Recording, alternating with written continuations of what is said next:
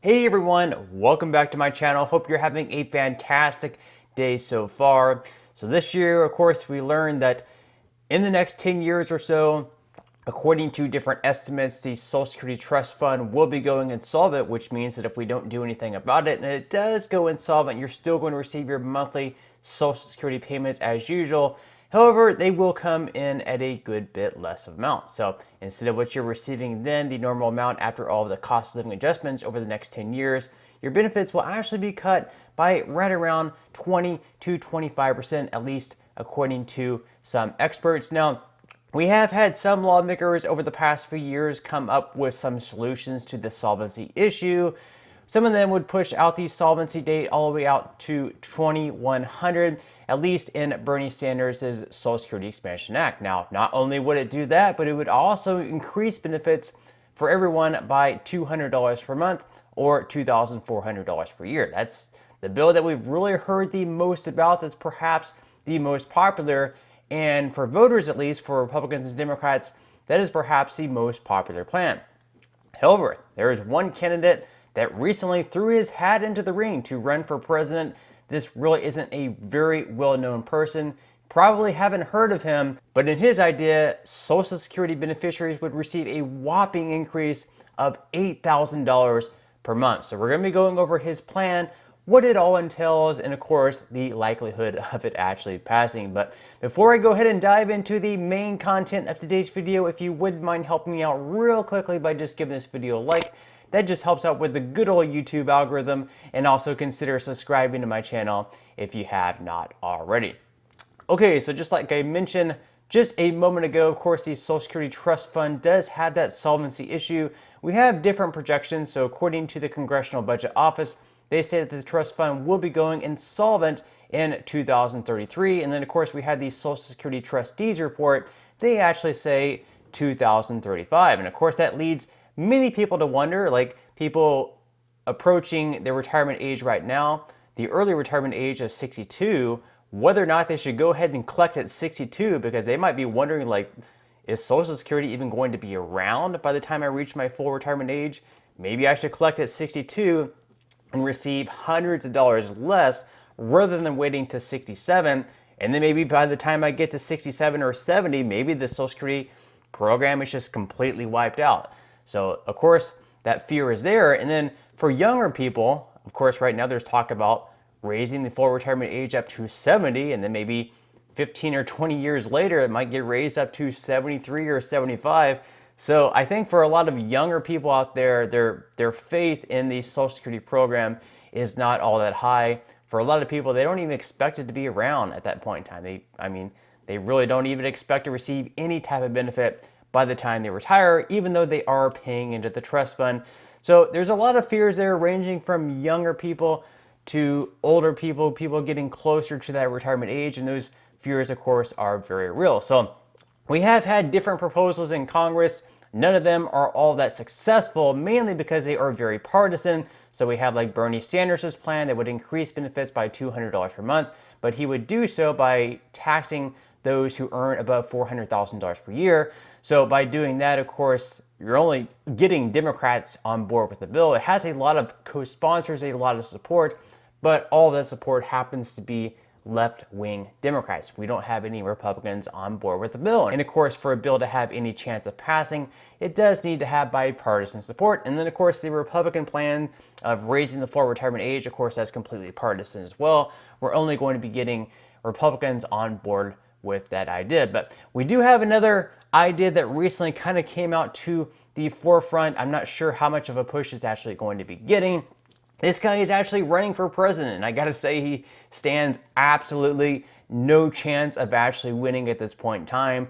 Donald Trump is the absolute favorite within the Republican Party, and unless something happens to him, more than likely he's going to be the one who ends up facing off versus Joe Biden. But one of the candidates who is actually running against Trump, his name is Steve Laffey, and he has an interesting proposal for Social Security. And once again, in his proposal, beneficiaries would receive a whopping $8,000 increase.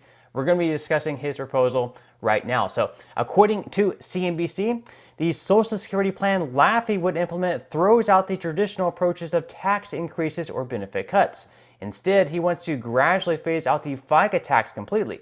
Currently, workers and employers each pay 6.2% on up to $160,200 in wages towards Social Security. That would be replaced by new personal security system accounts to which workers would contribute 10% of their pay. Those balances would be invested in a weighted index of global stocks, bonds, and other securities. So instead of paying 6.2% of each paycheck, rather you'd be paying 10%, and then that would go into your personal security system account. So sort of a privatization idea going on here, which I know for a lot of people that's kind of an idea that you would not want to see. Privatization of benefits, you might think it's something that's possible that you might lose more of your benefits. It's not as guaranteed, I guess, and something you'd want to stay away from. So I can understand a lot of people might jump off the ship with the whole word of privatization. This was an idea that George Bush was pushing back in 2000. And they weren't able to get enough people on board with the idea. But let's go ahead and continue on with the plan and see why there would actually be an increase possibly of up to $8,000. So the plan comes from Lawrence Kutlikoff, a Boston University economics professor who has devoted much of his career to helping people get the most from Social Security and demystifying the program's many rules. Kutlikoff himself ran for president in 2012 and 2016 as a third-party candidate. In subsequent election cycles, he has urged Laffey to run. The Social Security plan would be a fully funded system where you get your money back in the form of an inflation index annuity, according to Kutlikoff. The goal would be to give beneficiaries a bigger return on the money than they get now. It also aims to address the program's current inequities. The government would make matching contributions on behalf of lower earners, the disabled and unemployed. Spouses would share their contributions to the program equally. The investment strategies would be computerized and custodied by the federal government, not by Wall Street. Everyone would get the same rate of return, Kutlikoff noted. The expectation is that over a 40-year time horizon, the accounts would be able to make up for down years and ultimately provide workers with more money than today's Social Security program. The hope is a worker who is 20 years old in 2025 may eventually stand to get $10,000 per month rather than $2,000, which would be a lot better, Laffey said. And of course, I have to agree, $10,000 per month would be a whole lot better than receiving $2,000 per month. Of course, someone who is 20 years old now, by the time they get to the full retirement age, who knows how much $10,000 will even be worth with all the inflation that is going to happen over the next 40 to 50 years. But we can see here on his website, number 1 and number 2, I think, are the most important here and would get rid of a lot of worries of people who are closely approaching the retirement age and those who are currently receiving Social Security. So it says that those already collecting Social Security are grandfathered, and those scheduled to collect receive all benefits accrued under the current system. So if you're already receiving Social Security benefits, nothing would change for you. Your benefits, they would not be at risk of going away. And those who are close to receiving benefits, also for you, you would be grandfathered into the current system where your benefits could not be going away either. So this would mostly be for younger generations who could stand to gain, let's say, another $8,000 per month, as he mentions in this article. And of course, for those who are currently receiving Social Security benefits, nothing would change for you other than the fact that this plan could, or at least should, make the Social Security Trust Fund solvent once again, where we would not be receiving that cut in benefits by 25%. But let me know what you think about his plan in the comment section below. Do you love it? Do you hate it? Are you somewhere in between? Or is the plan just a little bit too confusing right now and you would need more details to really come to that decision? I have to agree, it is a little bit confusing. I feel like probably they should come out with a better explanation of how everything would work to the American people. But let me know what your thoughts and comments are on that in the comment section below. But that's all the news that we have for today's video. I certainly hope that you enjoyed. If you did, again, I would greatly appreciate if you could give this video a like. Consider subscribing to my channel if you have not already, and I will see you in the next video.